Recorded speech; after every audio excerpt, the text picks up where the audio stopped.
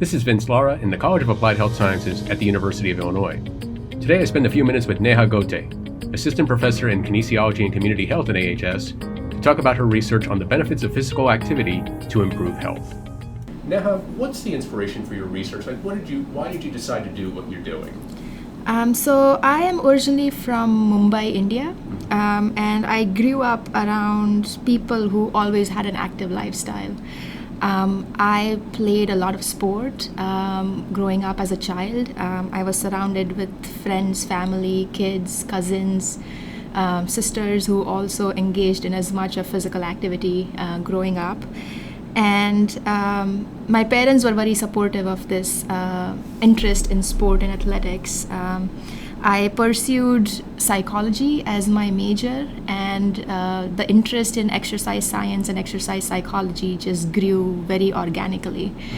So it wasn't something that was predetermined. It just so happened that I was passionate about exercise and sport, and having majored in psychology, I just wanted to bring those two together and try to study the field of exercise science or venture into this area of study. Mm-hmm. You studied psychology where, in the States or in India? This was back home, yeah. Okay. So I did my undergraduate studies in psychology, and I also followed that up with a master's degree in counseling psychology. Okay. And all this while, I was still active. I played athletics. I played tennis for my college and my university. So I was always passionate about trying to bring sport and exercise together with psychology and understanding how it was not just about improving performance in the athletic aspect, but also in terms of how being active helped you mentally and psychologically to stay healthy. And that kind of sparked the passion for me to pursue opportunities that looked at this field in or outside India. Okay. But speaking of in or outside India, why Illinois? Of all the universities and all the places? Illinois has really become a home away from home for me. This was really the place I came to for my graduate school. So following up with my master's degree, I was looking for opportunities in exercise science and exercise psychology.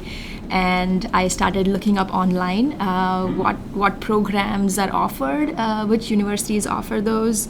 Unfortunately, in India, the field of exercise science or kinesiology is still very nascent. There aren't very many universities that offer a degree or a higher education in that area of study. And so I started to look abroad, and one of the first labs that showed up was, in fact, a lab here at the University of Illinois. This program, when I did more research, is among the top programs for kinesiology in the country. And it just made sense for me to give it a shot. And I applied, and I came here for my graduate school. And I'm lucky to be back here now in the capacity of a faculty. So it does really feel like a home away from home for me. Did you know much about Illinois at all? I mean, like the state and then the university? Did you know much about Not really. Okay. I just did as much research as I could, and most of it was online or from having heard from friends or family who had visited the United States. I come from Bombay, so it's a big city. It's millions of people. It's kind of like an equivalent to New York. And when I first came here, I was definitely taken by surprise to see this little campus town, but I have really come to like it. I enjoy being in this kind of an environment. And of course, when I miss the city life, I do make a trip to Chicago or one of the cities around town. But I've really come to like being in the Midwest and being among cornfields. Pivoting to your research, so your agenda has focused on clinical trials to promote physical activity to improve health. But you look at some non-traditional modes, such as yoga. Well, I wonder why you chose those methods. Most of the people I knew growing up, and even to date, and most of this is back home in India, nobody really had a membership to a gym. Most people who wanted to be active or exercise would do it by themselves, and a lot of times it was yoga, because yoga is very ingrained in the Indian educational system in the form of physical education in schools. I grew up doing yoga in schools. That was part of our daily physical activity and physical education. And so for me, it was quite a shift when I came to the United States to see that people here, in order to become active or exercise regularly, seek out specific gyms or facilities to pursue that. And oftentimes these facilities have or offer the very traditional forms of exercise. So it would be you have machines that you go and run on the treadmill, or there are machines to lift weights. So it seems to be something that is quite different from what I grew up as a child and as an adult. And so I wanted to test the effectiveness of these unique therapies as well, which are definitely becoming more and more popular in the West. I have seen more and more classes that are offered which look at yoga or mindfulness or Tai Chi or martial arts. And I was definitely interested in looking at these non-traditional modes, because I know that there is some benefit to doing an activity that is not just moving your body, but also exercising your mind. So yoga is kind of a holistic practice. It's not just physical exercise, but it's also mental exercise. It's your time out for the day when you are practicing. You are focused on the instructor who is leading the yoga class. And so I was always intrigued by what other benefits can this type of an activity offer over and above the traditional activities such as walking or jogging or lifting weights. And so that is really what sparked my interest in testing these non-traditional mind-body therapies and comparing them and contrasting them against the traditional forms like walking or strength training. Of course, it's not to say that yoga is the best, but what I'm really interested in is trying to test whether it is just as good as walking, if it's just as good as strength training, or perhaps it has something more to offer. Well, you just talked about some of the traditional methods. You are looking at those in connection with the cognitive benefits of exercise in cancer survivors. So can you talk a little bit about what you're trying to determine when you look at those methods? Yeah. So like I said, with these mind-body therapies, there is definitely the mind that is involved. And by that, it's looking at the brain and brain health and brain function. So as I was reading more about it, we know that with cognitive aging, as people get older, we do tend to lose some of our cognitive sharpness.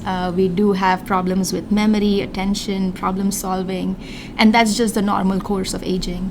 But if you look at specific populations such as cancer survivors, in addition to the pain, fatigue, emotional distress that is accompanying the disease and is often the common side effects and very widely studied and researched side effects, there is growing attention to look at these mental deficits that often are reported by cancer survivors. They are collectively termed as cancer-related cognitive impairments. They are very understudied. We don't really know exactly what causes them, why some patients experience them and some don't. But the statistics show that as high as 75% of cancer patients, especially the ones who receive chemotherapy, tend to report these symptoms, and they are reported during treatment, and they often last long after treatment is complete. So some of the patients who are survivors may actually be living with these symptoms for a long, long time.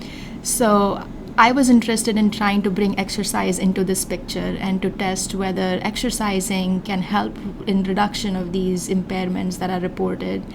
And we know that exercise can help in improving memory, attention, cognitive processing for aging, for older adults. So can we apply the same model for specific populations such as cancer survivors who perhaps could benefit more as they're going through the treatment and through the disease process? Now you have another study coming up, the Stay Fit study is what it's called. And it starts November 20th? January 27th. Oh, January 27th is when it starts. Okay, so you have that. What do you plan on studying next? I mean, assuming that no research line ever closes, obviously, but what do you hope to study next? Yeah, I would definitely like to extend the project with cancer survivors. I've gotten some really great feedback from our projects. We've had about 51 participants who have completed the study so far. And for January, we have another 20 to 25 participants who are in the works. A lot of them have asked for something more sustainable over time. They are willing to sign up for these research studies, which are very structured. Our project is about 12 weeks, but they often report at the end of the project that once the study ends, they are going to go back to their normal, usual, inactive lifestyles, and they are interested in how I could help them to keep up active lifestyles and how I could help them keep up their physically active routine even after a structured study ends. So I'm trying to look into projects that could perhaps look at exercise maintenance over time and how those projects could be designed creatively so we as a research lab can offer kind of evidence-based platform to design and help the participants to a minimal degree as possible and really empower them to make the decisions and kind of incorporate physically active lifestyle into their day-to-day activities. So that is one of the projects I'm looking forward to. Another study that is currently under review with the NIH is looking at a long-term yoga intervention for aging adults. So it's kind of looking at that aspect about cognitive aging, and it includes some MRI outcomes. So looking at some objective magnetic resonance imaging based brain volume, brain matter outcomes to see whether yoga as compared with aerobic exercise could perhaps have unique effects on the brain. And this is in collaboration with the Beckman Institute on campus. And I'll hear about that from the NIH sometime next month. So if that works the way it's planned, that will be one of our next projects here at the Exercise Psychology Lab. My thanks to Neha Gote. This has been A Few Minutes With.